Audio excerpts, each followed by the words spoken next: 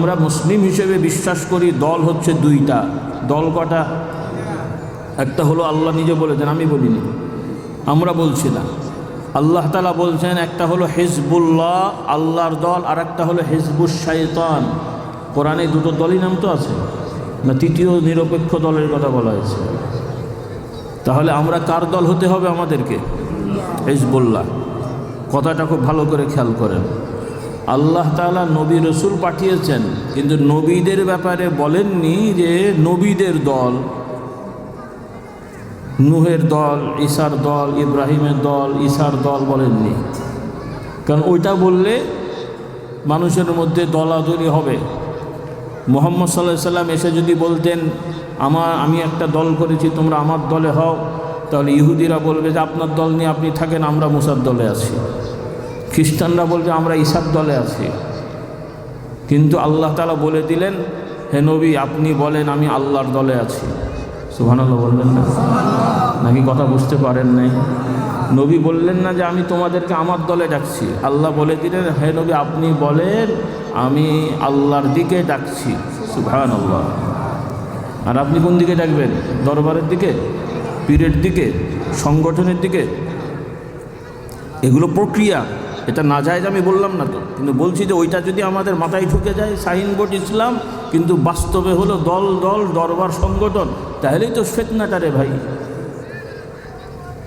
আমাদের পূর্বপুরুষ এটা করেন নাই। অনেকে হয়তো বলেন যে আপনারা তো ফুরফুরার দল করেন। না, আমরা কোনো ফুরফুরার দল করি না। ফুরফুরা কি দল নাকি? এটা একটা জায়গার নাম রে ভাই। ফুরফুরা একটা গ্রামের নাম, সেই গ্রাম থেকে আমাদের পরিচয় দিয়ে আমরা ফুরফুরার সন্তান। দল আমার দাদা হুজুর বলেননি যে জমিয়তে ফুরফুরা, ফুরফুরার সংগঠন বলেন নাই। উনি এত কাঁচা মানুষ না, তিনি স্পষ্ট বলে দিলেন জামঈয়াতুল মুসলিমিন হিজবুল্লাহ, মুসলমানের দল হলো আল্লাহর দল। বলুন না সুবহানাল্লাহ। এটা ভালো করে বোঝেন, জামঈয়াতুল মুসলিমিন হিজবুল্লাহ, এটা আমার দাদা হুজুরের রাখা কথা। এখন আমাদের আবার অন্যান্য ভাইয়েরা আছেন, মুরব্বীরা আছেন, তারা আবার ওখান থেকে নিজেদের আবার একটু বাহাদুরি, ওই নাম কেটে কেটে আবার অর্ধেক করেছে। তো নাম কেটে অর্ধেক করে এমন নাম হয়েছে, ওই নামের স্বাভাবিক কোনো ভালো অর্থও পাবেন না।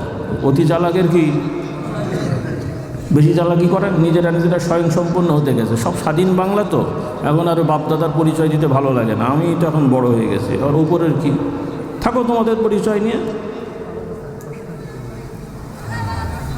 যাদের মুরব্বীরা একসময় বলতেন যে আমার দরবারে আমার এখানে একটা ফুরফুরার কুকুর আসলেও আমি সম্মান করব, হ্যাঁ, এটা তার আবেগ। কিন্তু আমি বলতে চাই তাদেরই এখন বংশধররা এখন বলে যে ফুরফুরাই কিছু নাই, যা আছে সব আমাদের কাছে। কি সুন্দর পরামর্শ! তো এগুলো কি? এই সমস্ত বক্তব্যর মানে কি চান আপনারা?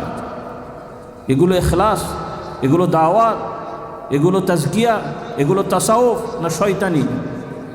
একটু কথা বলেন না, এগুলো কি তাজকিয়া না শয়তানি? এই শয়তানি করে আল্লাহ বলা হওয়া যায়? হচ্ছেটা কি এগুলো? কেন এই সমস্ত শয়তানি? আল্লাহ কি কম খাওয়াচ্ছে তোমাদেরকে? কদিন পরে বাপের পরিচয় তো মনে থাকবে না, যে বাপ আবার কি আমি, তাই তো মনে হচ্ছে তোমাদের যে অবস্থা। এই শয়তানি বাদরামি বাদ দিতে হবে। হিজবুল্লাহ মানে ফুরফুরার দল না। ফুরফুরার কোনো শাখা প্রশাখাও হিজবুল্লাহ আলাদা হতে পারে না। হিজবুল্লাহ মানে আল্লাহর দল। যে ঈমান তাওহীদ, যে ব্যক্তি তাওহীদের প্রতি ঈমান আনবে, রিসালাতের প্রতি ঈমান আনবে, আমার নবীর আদর্শে থাকবে, সে সামাজিকভাবে যে দল সংগঠনই করে সেই হলো হিজবুল্লাহ। এদিকে আমি বলছি, ইমাম আবু হানিফার ফিকহের কিতাব পড়ে দেখেন, আকীদার কিতাব পড়ে দেখেন, যে প্রত্যেকটা ঈমানদার মুত্তাকি হলো আল্লাহর দল। আর সেখানে আমরা আল্লাহর দলের সাইনবোর্ড লাগিয়ে এরা হিজবুল্লাহ না। আর কিছু পাবলিক আছে ঝগড়া করে বলে আমরা হিজবুল্লাহ না। তুই যে বলা থেকে শয়তানের তো নাউযুবিল্লাহ পড়ে, রাগের কথাই বলে ফেলা আমরা ওই সমস্ত হিজবুল্লাহ না। আরে বাবা, কি কথা বলতে কি বলো রে ভাই? তুমি বলো যে তোমার এই দাবিদার হিজবুল্লাহর মধ্যে আমরা নেই, আমরা ঈমানের উপরে হিজবুল্লাহ আছি, বলি আলহামদুলিল্লাহ। তুমি হিজবুল্লাহ না বললে মানে এটা কি দাঁড়ালো? তুই কি শয়তানের দল নাকি? ঝগড়া করতে যে এটা হয়ে গেছে আর কি। আল্লাহ আমাদের হেদায়েত। কথা বোঝা যাচ্ছে? তো বোঝেন, কথাগুলো বোঝেন রে ভাই। আমরা মুসলমানের মধ্যে বিভক্তি সৃষ্টি করতে আসিনি, দরবার বিভক্তির জন্য নয়, দরবার ঐক্যবদ্ধ করার জন্যে। এটা আল্লাহর হুকুম, এটা তো আমাদের জাগতিক কোনো ইস্যু টিস্যু না, এটা ইমানি ইস্যু। কী ইস্যু? মুমিন মুসলমান ঐক্যবদ্ধ থাকা এটা ইমানি ইস্যু। কী ইস্যু? ইমান, ইমানের দাবি এটা। তো এখন প্রশ্ন হলো, এই যে কোরআনে আল্লাহ বলছেন হাবলুল্লাহ, হাবলুল্লাহর তাফসির এসছে হাবলুল্লাহ হলো আল কোরআন, হাবলুল্লাহ হচ্ছে মুহাম্মাদুর রাসূলুল্লাহ, দুটাই এসছে। কারণ নবী ছাড়া কোরআন পায়নি, আর কোরআন দিয়েই নবী চলেছেন, বলুন সুবহানাল্লাহ। কাজে এগুলো আলাদা করার জিনিস না। চায়ের মধ্যে চিনি দিয়ে গুলিয়ে পানির সাথে চিনি দিয়ে শরবত বানিয়েছেন, আলাদা করতে পারবেন? চিনি ছাড়া শরবত হয় না পানি ছাড়া শরবত হয়? কি হয়? চিনি নাই, আলাদা করলেন পানি, তো পানিই থাকবে, শরবত বলা যাবে? চিনিতে পানি মিশান নাই, শরবত হয়েছে। তাহলে শরবত হতে গেলে কি লাগে? চিনিও লাগে, পানিও লাগে, দুটো মিলালেই এখন শরবত। এখন আলাদা করার সুযোগ নেই। হাবলুল্লাহ হচ্ছে নবী, নবী মানি কোরআন, কোরআন মানি নবী, বলুন সুবহানাল্লাহ। বুঝলেন এবার? আল্লাহ আমাদের তৌফিক দেন, বলুন সুবহানাল্লাহ।